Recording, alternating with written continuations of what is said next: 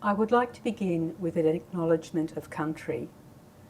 In the spirit of reconciliation, we acknowledge the traditional custodians of this land, the First Nations people who have walked and cared for this land for thousands of years.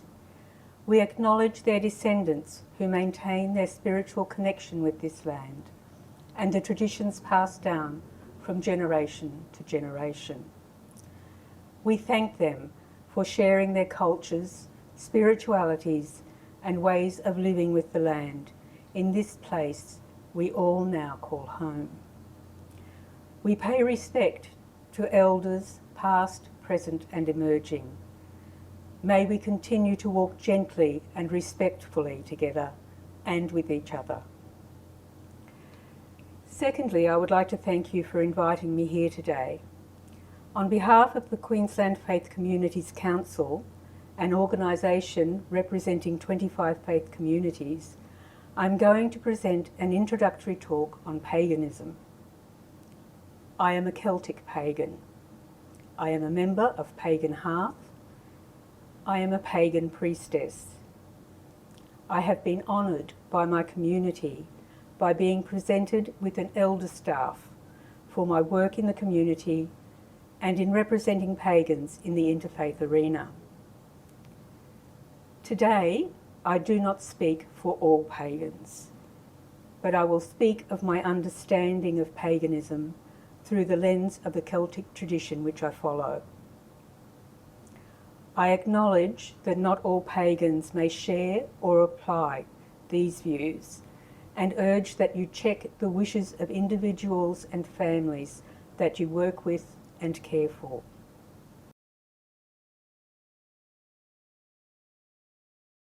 Today, pagan, with a capital P, is an umbrella term used to encompass the variety of European indigenous traditions, which are nature-venerating religions, as well as modern Wicca and many New Age spiritualities. There is great diversity in the beliefs and practices in pagan traditions that span from Ireland to Asia Minor, from Egypt to Iceland. If we peel back the layers that distinguish the different forms of paganism, most authorities agree that there are three beliefs that are common to all.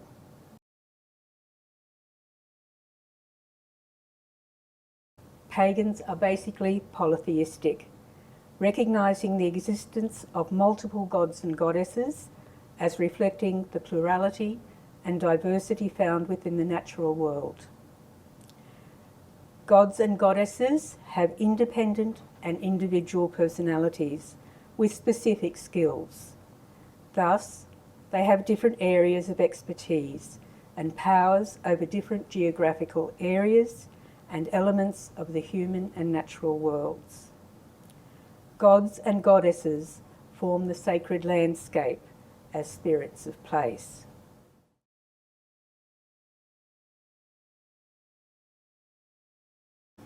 Nature is sacred.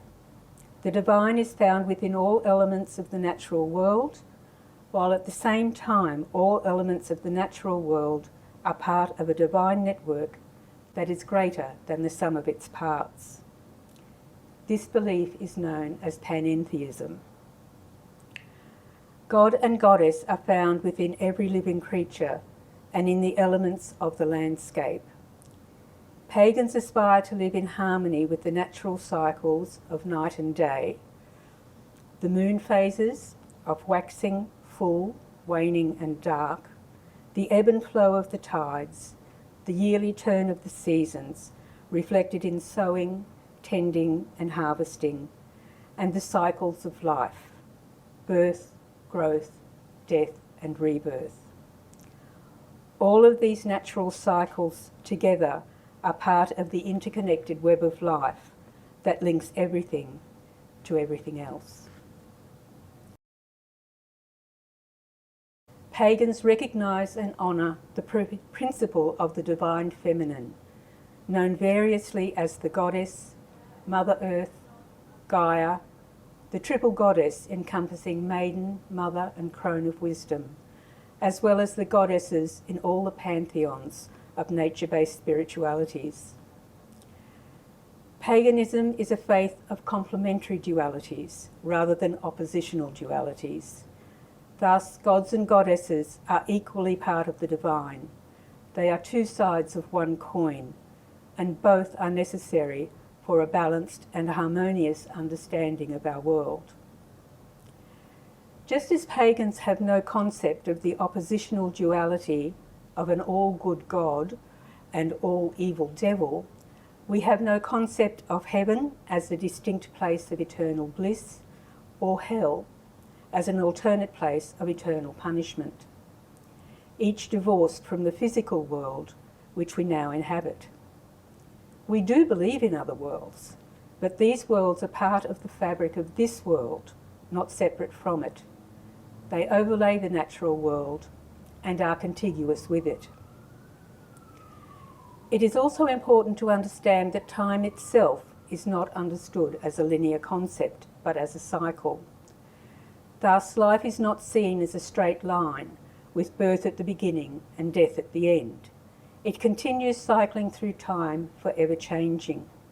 The life energy forever transforming, because as the laws of physics tell us, energy cannot be created or destroyed, only transformed. Just as the days, months, seasons and years continually die and are reborn, so it is with us. By observing the natural cycles, we understand that after death there is rejuvenation and renewal, not oblivion.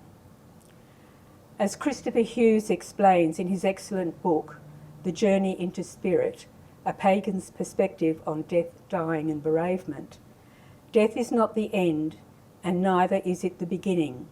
It is one step along a perpetual, never-ending road of being.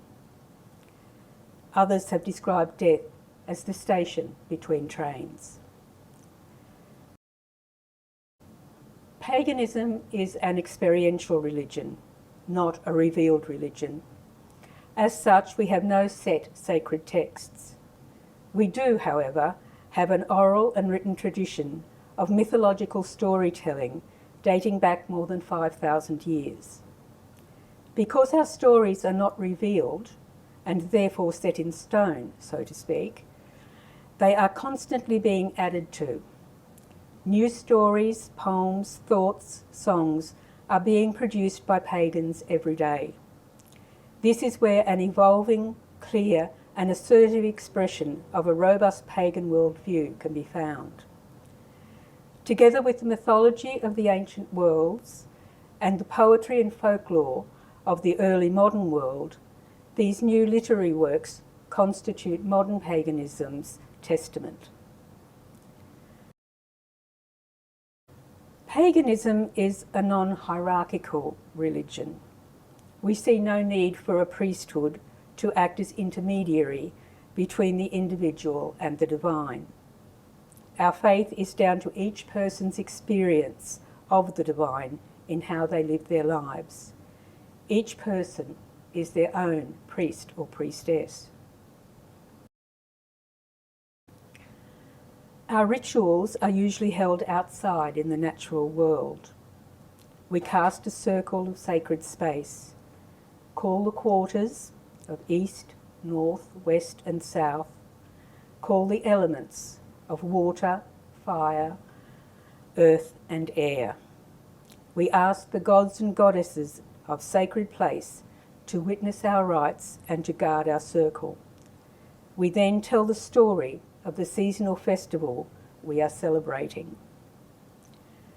The sacred cycles of festivals is called the Wheel of the Year. Our year begins here in the Southern Hemisphere on April the 30th, Samhain Eve. Samhain, meaning summer's end, is the time when we honour our ancestors and give thanks for the knowledge they have passed down to us, so that we can prepare for the winter to come and plan for the future seasons. This is followed by Yule, the winter solstice, the longest night after which the sun grows stronger with the promise of new life to come. Imbolc, meaning in the belly, is when the land is prepared for new crops so that the belly of the earth can bring forth new life. It is the time of lambing and the first early green shoots, as the plants dormant during the winter cold are reborn. Then comes the spring equinox, Ostara, where day and night are balanced, seeds are sown, and the fertile earth is celebrated. The growing strength of the sun and the longer days bring increased energy for the work ahead. Next comes the festival of Beltane, which celebrates the flourishing of nature. Plants, animals and humans feel the growing energy and life force of the land. This is the time when thoughts and actions turn to joyous love and the physical fulfillment of the passion of life. The summer solstice, Litha, is the time of light and the longest day, celebrates the power of the sun.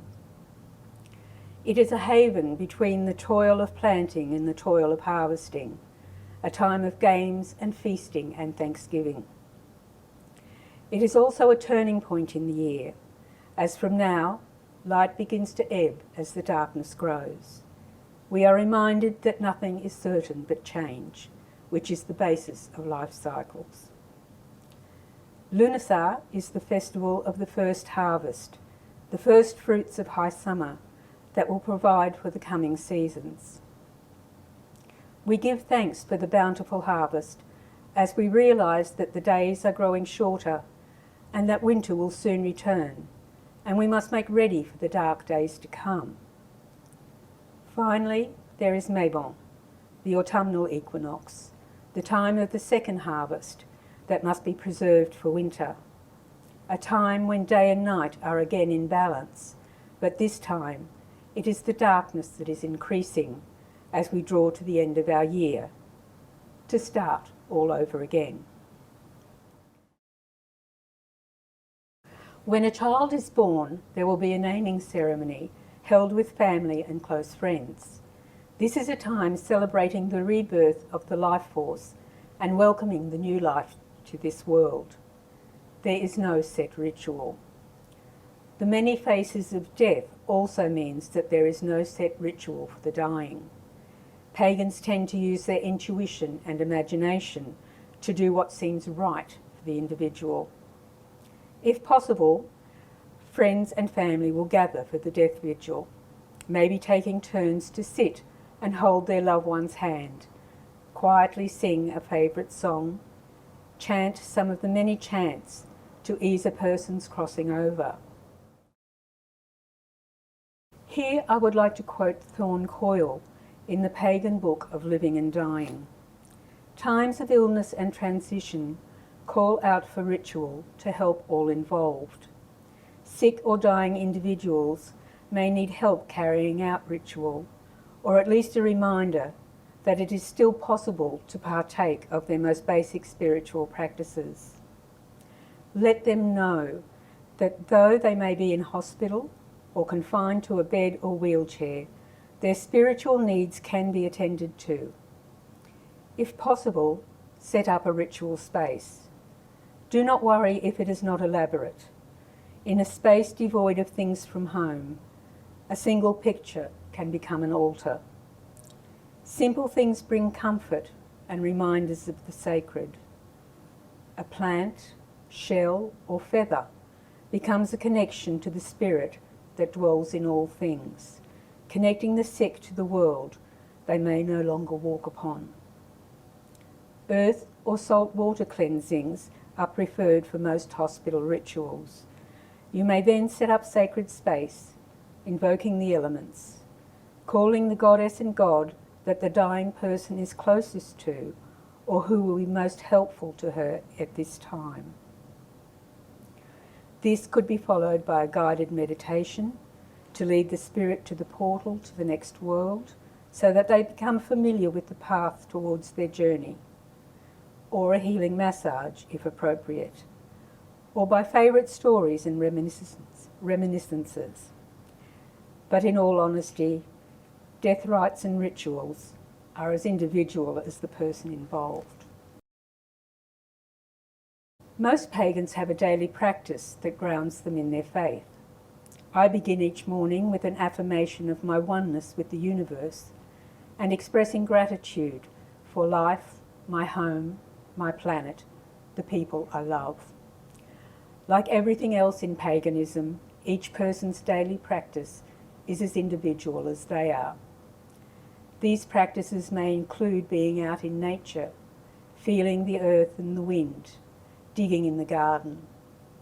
Meditation is another common daily practice, usually accompanied by candles and incense for a contemplative or reflective session. Alternatively, a walking meditation, such as walking a labyrinth, can bring insights to the walker. Another common practice is reciting a sacred strand. These are the pagan equivalent of a rosary or prayer beads, with the distinction that each strand is unique to the user. Many pagans have multiple sacred strands for different occasions, as well as their daily practice strand. In a family situation, children are not indoctrinated in their parents' faith. It is for the child to find the spiritual path that suits them. They, of course, observe the practices of their parents and are aware of their beliefs, but they are free to choose their own path from their own experience of the divine. There is only one commandment in paganism: harm none. We believe that we are accountable for our actions and responsible for their consequences. If we unintentionally cause harm to someone or something because of our actions, we believe it is our responsibility to atone and put right what we have done. Therefore, we try to live as ethically as possible. We do good because we inherently know what is right or wrong in any given situation, and not because some transcendent God will punish us if we don't. Because of this belief, many pagans are pescatarian, vegetarian or vegan.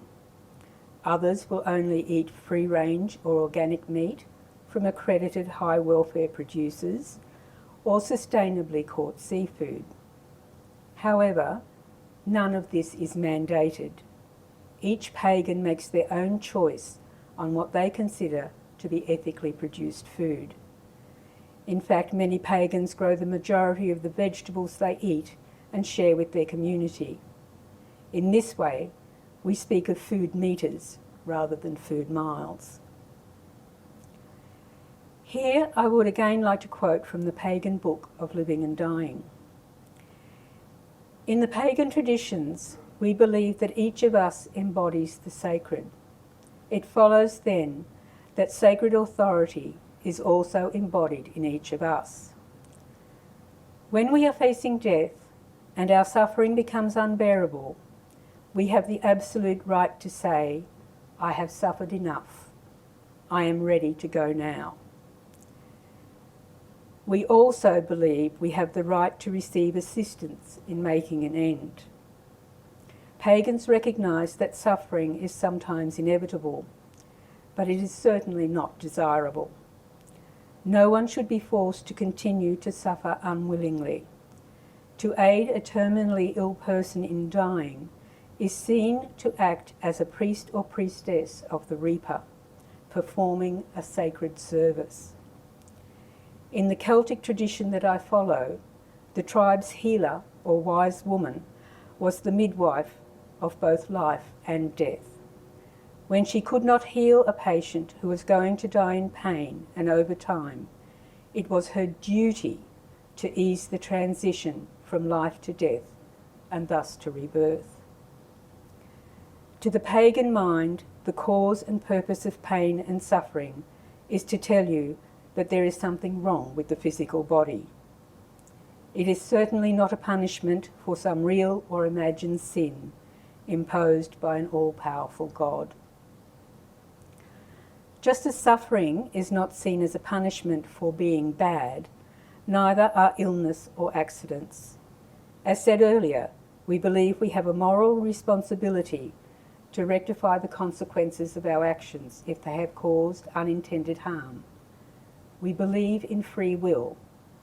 We do not believe in a punitive or interventionist God. As already mentioned, meditation and reciting a sacred strand are often part of a pagan's daily practice. Other healing practices include various forms of massage, especially Reiki. When word goes around the community that someone is in need of help, we will individually light a candle and meditate on the situation, sending positive thoughts, or prayers if you like, to the person in need. We also consider what we can physically do to ease this person's burden by helping in practical ways. Feeding your friend's dog or cat, watering their garden, cleaning their house, cooking a meal, are all things that allow them the time to heal from what they are going through. Pagans believe in the cycle of birth, growth, death, and rebirth. The concept of rebirth is understood differently by different people. For some, it is the belief that the soul or consciousness or life force has experienced many lives and will continue to be reborn in human form to continue the journey of existence. For some, this will include a time spent in the summerlands, where you may take stock of the past life experiences and contemplate what experiences may occur in future lives. Others see rebirth as the continuing story of life. We learn from the wisdom of the ancestors and from our own experiences, and pass this knowledge to the coming generations. Still others see the life force returning to the web of life, to be reborn in an entirely different being, to experience life in a totally different way. In any case, and in many other variations of these thoughts, death and rebirth are about the story of our journey, which is the story of our relationships and interactions with the world around us. As we are all linked through the interconnected web of life, our stories reverberate and echo and ripple through all the strands that connect us to everything else. In this way, we see death as something to be acknowledged, as part of the continuous cycle, and not to be feared. What can staff do to help pagan patients? When you mention God, add goddess, and preferably plural. The divine feminine, the mother, is carer and nurturer, and is most suitable to invoke in a hospital situation. Encourage a spiritual daily practice. Children especially may not realise that it is acceptable for them to continue their daily rituals with due care for health and safety. So no candles that burn, but I'm sure LED candles would be fine. Encourage patients to go out to the gardens, if possible. To be out in nature is to be connected with your spirituality. The main thing, which I'm sure is the case, is to respect a person's choice of spiritual path, to acknowledge that there are many ways to know the gods and goddesses which are part of this world. I have consulted many books in writing this presentation. I would recommend any of these if you would like a deeper understanding of pagan thought and belief. Brendan Myers, A Pagan Testament, the literary heritage of the world's oldest new religion. Also by Brendan Myers, The Earth, the Gods and the Soul, a history of pagan philosophy from the Iron Age to the 21st century. Starhawk, The Pagan Book of Living and Dying, practical rituals, prayers, blessings, and meditations on crossing over. Christopher Hughes, The Journey into Spirit, a pagan's perspective on death and bereavement. And finally, Emma Restall Orr, Living with Honour, a Pagan Ethics. Generally speaking, if there is a difference of beliefs between the patient and the parents, a pagan would urge that the patient's rights and beliefs be respected. This may involve having the chaplain or medical staff act as intermediary between the parents and the patient, so that the patient at least has the ability to explain why they believe that certain treatments should or should not occur, and that their beliefs be respected. As far as things like organ donations, blood transfusions, any actual treatment that is offered, in paganism it is entirely the individual's choice whether that is acceptable for them or not. As with everything in paganism, nothing is mandated. There is no book of rules. It is entirely dependent on your experience of the divine and how you see a treatment as enhancing what is left of your life or not. I would sincerely like to thank the staff for allowing me this opportunity to talk about my faith, and finish off with a short blessing for those to whom we all owe so much. Gracious Gaia, please help me to bless these dedicated healers in your names. You lift your snake-entwined staff, great healers, and send out healing knowledge. You know each drug and its effects, each technique and when it should be used, each symptom and what it means, each illness and how to treat it, each patient and what to do. May the well-deserved blessings of the gods rain upon you, to sustain you in the vital work you do, and to let you know that you are truly appreciated for your caring and dedication. Blessed be.